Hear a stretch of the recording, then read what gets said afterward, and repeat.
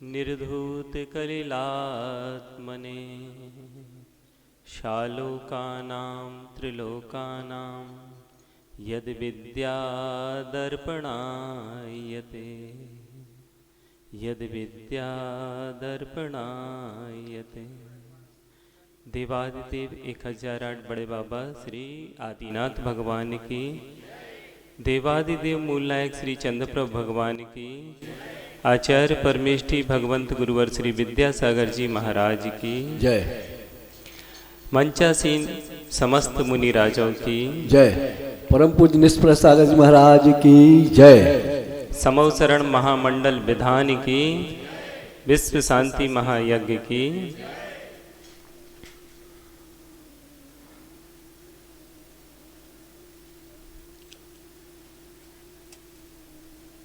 पूर्णता या संपन्नता लक्ष्य को प्राप्त करने के बाद ही मानना चाहिए। आपने जिस लक्ष्य के साथ अनुष्ठान प्रारंभ किया था, क्या आप सब लोगों को उसकी प्राप्ति हो गई? अगर आप लोगों ने अपने अपने जो भी लक्ष्य निर्धारित किए थे, जो भी भावना भाई थी, वो सारी भावनाएं अगर आप लोगों को यहाँ महसूस हुआ हो ऐसा कि हाँ, तो अवश्य यह अनुष्ठान करना सार्थक हुआ। और अगर कुछ कमी रह गई हो तो अभी भी रुकना नहीं, थकना नहीं।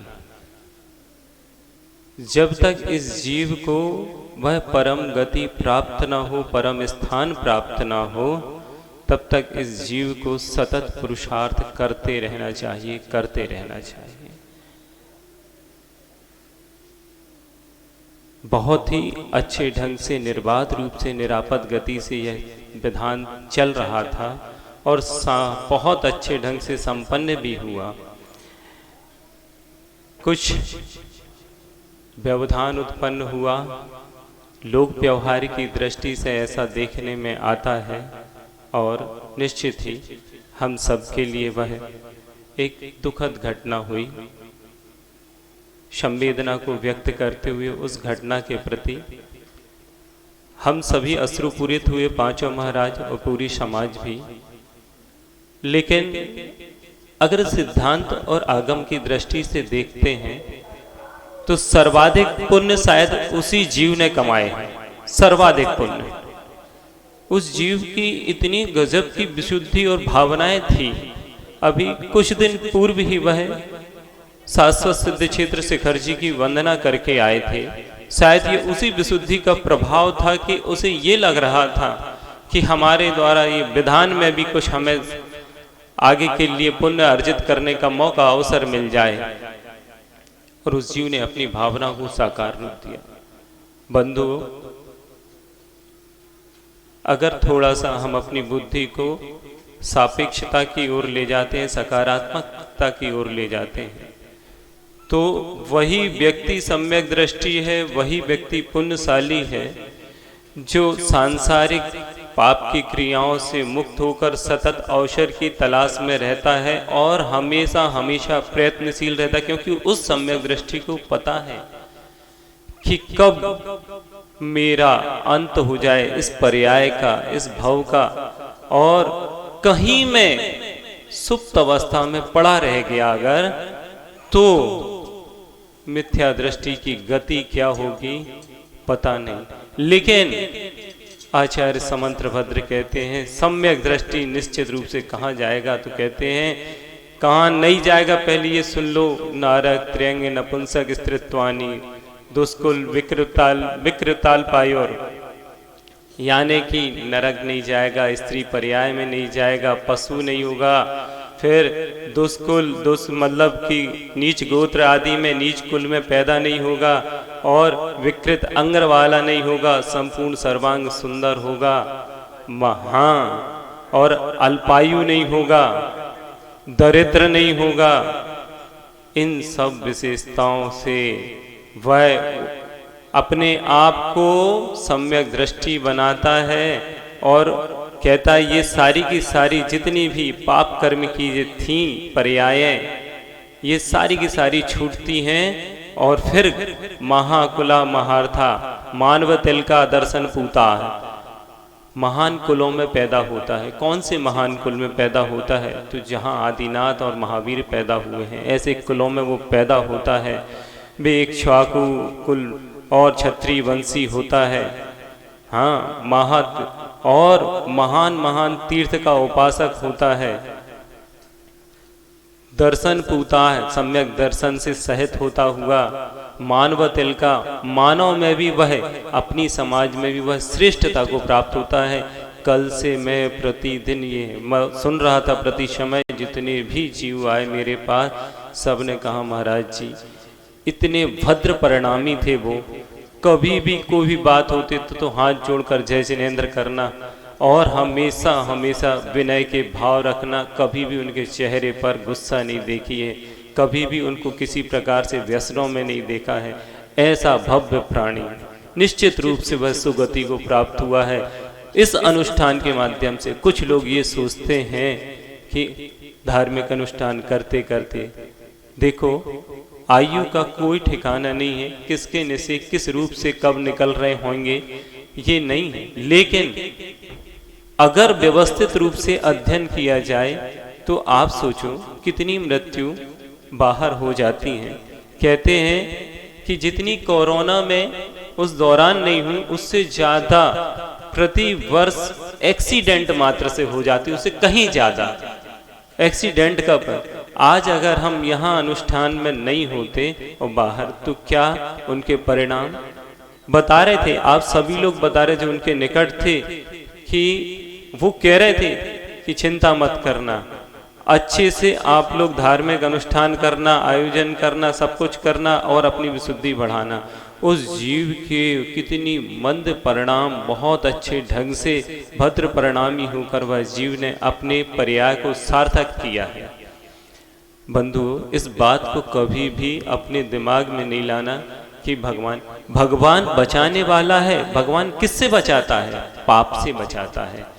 कर्मों की स्थिति यथा समय, आयु कर्म 7 कर्मों की तो फिर भी उत्कर्षण अपकर्षण संक्रमण आदि आदि होता रहता है, लेकिन आयु कर्म में भी उत्कर्षण और अपकर्षण तो होता है। लेकिन जो हम अभी पूर्व उस पर्याय में प्राप्त नहीं हुए उसका, जैसे अगली पर्याय में हम जाएंगे देवगति के लिए, तो अगर हमने विशुद्धि बढ़ाई तो देवगति में ऊपर 2 से 3 सागर 4 सागर और आगे आगे की स्थिति बन जाएगी। लेकिन अगर संक्लेश किया तो आयु घट जाएगी। तो वहां जो हम जाने, लेकिन एक बार उस पर्याय में जो निश्चित हो गई आयु हमारी 70 वर्ष, हाँ, निषेक निकलने में एक साथ भी निकल सकते हैं संक्लेश के माध्यम से। अति उत्साह भी, इसी कारण कहा है शांत परिणाम रखा करना अपना। आप लोग भी एक चीज का ध्यान रखना, कभी भी किसी प्रकार का, एक घटना और घटी थी, नागपुर की है, जहाँ की भी इंदौर की हो, कि ये बहुत ज़्यादा शोर वाले बैंड बाजे डीजे आदि होते हैं, तो वह बालक इसी तरह से नृत्य कर रहा था। तो नृत्य करते हुए भी उसकी हार्ट बीट बढ़ गई और अनकंट्रोल होने के कारण वह वहीं पर चला गया।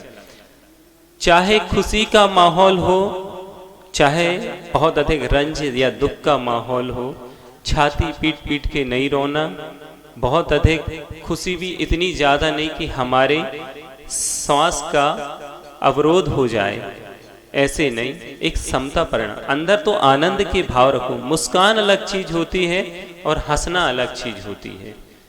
मुस्कान में अंदर से आनंद है, चेहरे में एक अच्छी प्रशंसा है, मुस्कान रखो, खुशी रखो अंदर से।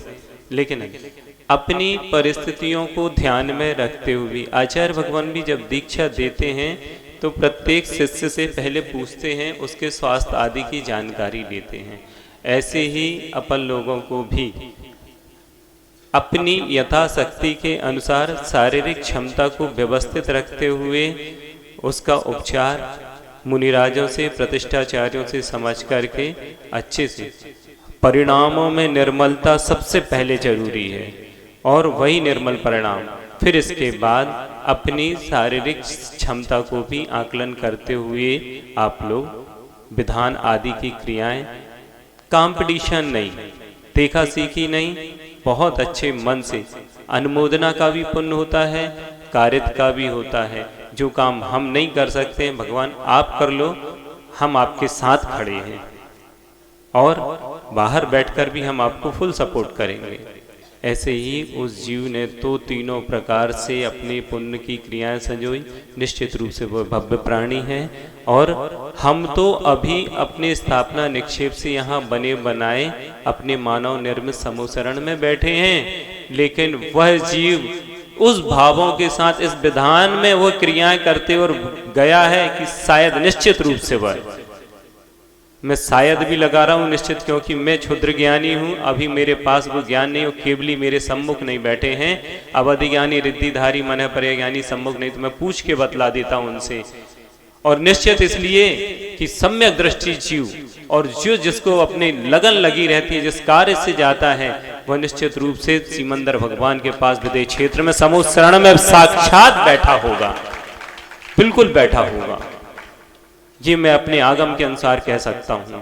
और हम सभी जीव भी इसी तरह भावना भाएंगे, हे भगवान अच्छी तरह से हम सभी की भी इसी तरह जागृत अवस्था में धार्मिक अनुष्ठान, अच्छे अच्छे पुण्य की क्रियाएं करते करते हुई जीवन शांत हो और अगली पर्याय भी हमारी भगवान ऐसी ही सम्यक दृष्टि देवी देवता जो हमेशा हमेशा अनुष्ठान पंचकल्याणक आदि आदि और अकृत्रिम चैत्यालों की वंदना करते हुए निकलते हैं, सिद्ध क्षेत्रों में भगवान के पंच कल्याणकों में जाते हैं, उन देवी देवताओं की तरह ही हमारी भी क्रियाएं संपन्न हों और शीघ्र ही हम भी 1 2 3 भवतारी होकर निकट भव्य होकर के मोक्ष को प्राप्त करें। इन्हीं भावनाओं के साथ ऐसे ही आयोजन भविष्य में देवेंद्र नगर में होते रहें और सभी लोग उस जीव के प्रति भी अच्छे, हमारी संवेदनाएं, हमारा खूब आशीर्वाद था और रहेगा, और सब जीव भी बहुत अच्छी तरह से उन परिवार को अपनी अपनी सहानुभूति और साहस दृढ़ता प्रदान करेंगे। किसी प्रकार से यह महसूस नहीं कराना है कि नहीं भैया, कुछ लोगों की धारणा बन जाती, अब मंदिर नहीं जाएंगे, अब दीपावली नहीं करेंगे, अब शिखर जी नहीं जाएंगे, ऐसा नहीं है। ये क्रियाएं तो जन्म और मरण की एक सामान्य क्रिया है, चलती रहती है। हाँ, सांसारिक क्रियाओं के दौरान भी कई बार ऐसी होती हैं, विवाह के दौरान हो जाती हैं, दुकान खोलते आप समय हो जाती है, तो कौन कौन सी क्रियाएं बंद करोगे? ऐसा कोई भी स्थान, कोई भी समय नहीं जहां मरण को प्राप्त ना हो रहा या जन्म को प्राप्त ना हो। जन्म और मरण सामान्य प्रक्रिया है, लेकिन वस्तुतः वह भावों की निर्मलता देखी जाती है और संकलेश में कमी, कसायों में कमी देखी, मंदता देखी जाती है। इसी के आधार पर अपन लोग निश्चित करते हैं कि हाँ, वह जीव सुगति को प्राप्त हुआ होगा। चलो, इन्हीं भावनाओं के साथ आचार्य भगवान गुरुवर विद्यासागर जी महाराज की। महाराज जी, मैंने कल कहा था रात